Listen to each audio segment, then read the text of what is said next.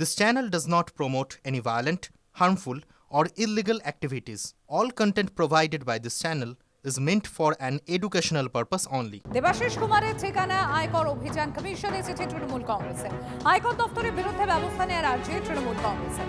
IT অভিযানের বৈধতা নেই উল্লেখ তৃণমূল কংগ্রেসের চিঠিতে। সৌরভ গুহা সহকর্মী রয়েছেন আমার সঙ্গে। সৌরভ, চিঠিতে আর কি কি উল্লেখ রয়েছে?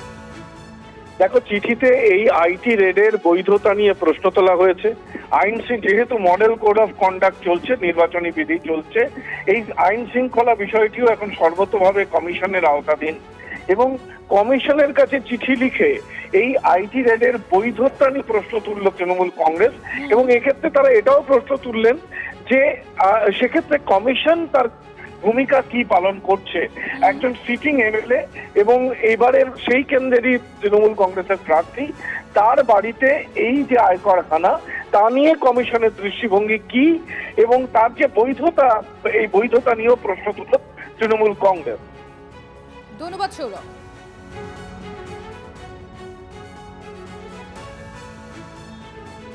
একটা রাজনৈতিক দলের সুবিধে আর একটা রাজনৈতিক দলকে প্রতিপক্ষ মনে করে এইভাবে নির্বাচন চলাকালীন একটা কেন্দ্রীয় সংস্থা নেমে পড়তে পারে না মাঠে ময়দানে। সেটাই হচ্ছে বিজেপির তাগিদে, বিজেপির প্ররোচনায় এসব ঘটনা ঘটছে। তাই জন্য আমরা নির্বাচন কমিশনের সব আইনি ব্যাখ্যা করে তাদের দৃষ্টি আকর্ষণ করেছি এবং বলেছি ইমিডিয়েট ইন্টারভেন করতে হবে, এদেরকে বিরত করতে হবে, তাদেরকে নোটিশ করতে হবে যে এরকম চলতে পারে না। যে কেন্দ্রীয় সরকার যেহেতু একটা রাজনৈতিক দল সবসময়ই থাকবে, সেই রাজনৈতিক দল তাদের উদ্দেশ্য চরিতার্থ করতে কেন্দ্রীয় সংস্থাকে কাজে লাগাবে, আর অন্যদিকে নির্বাচন কমিশন চুপচাপ বসে বসে দেখবে, এটাও তো নির্বাচন কমিশনের উচিত না। আইটি রেড নিয়ে তৃণমূল কংগ্রেস ইলেকশন কমিশনের কাছে কমপ্লেইন করুন। সব পুরনো কেস 4 বছর আগে।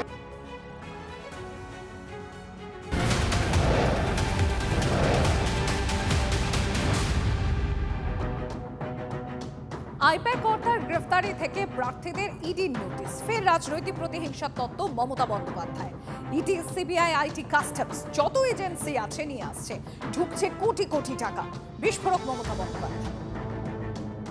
You have to give the equal right to everybody. You are saying only Trinamool Congress leaders will be arrested and their car will be searched. যারা আমাদের ভোটে কাজ করছে, আমাদের তো একটাই, সেটার উপরে আঘাত আনছে কেন?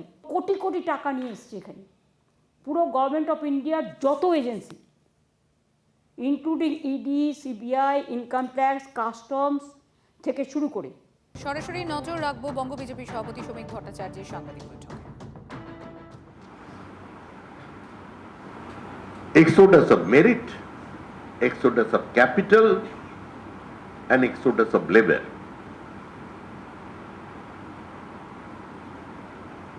CPIM বর্গা অপারেশন করেছিল।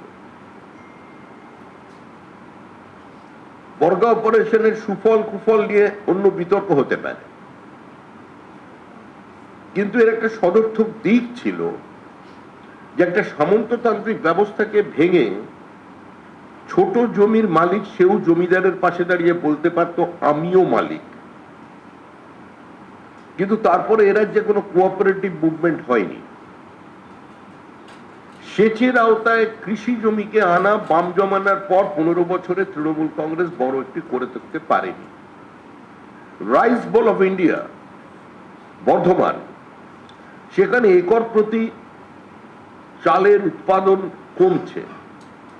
আজকে চাল উৎপাদনে আমরা তৃতীয় স্থানে এসে গেছি। পশ্চিমবঙ্গের কৃষক আত্মহত্যা অন্য রাজ্যের থেকে এই মুহূর্তে বেশি। এই সরকারের ভ্রান্ত নীতি কার্যত আলু চাষিদের চরম সর্বনাশ ডেকে এনেছে। এই মুহূর্তে 60 থেকে 70 টাকা বস্তা, মানে 50 কেজির বস্তা জমিতে বিক্রি হচ্ছে, যেখানে বস্তার দাম 40 টাকা, আলুর দাম তার বাইরে। কুলটিতে রোড শো, মিঠুন চক্রবর্তী, অজয় পোদ্দারের সমর্থনে প্রচার। আপনারা দেখতে পাচ্ছেন সেই ছবি। কুলটিতে রোড শোতে মিঠুন চক্রবর্তী, অজয় পোদ্দার প্রার্থী, তার সমর্থনে প্রচার মিঠুন চক্রবর্তী।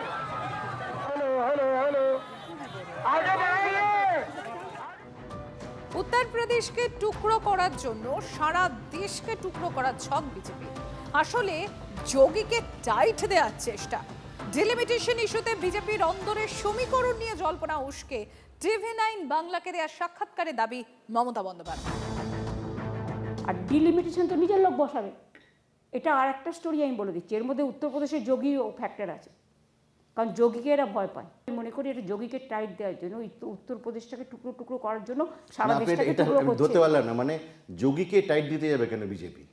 তার কারণ Yogi is a contender after Modi, মানে প্রাইম মিনিস্টার্স পোস্ট। ইয়েস। বাংলাকে কি করতে হবে সেটা বলুন, আপনি উত্তরপ্রদেশে ধ্যান দেবেন না।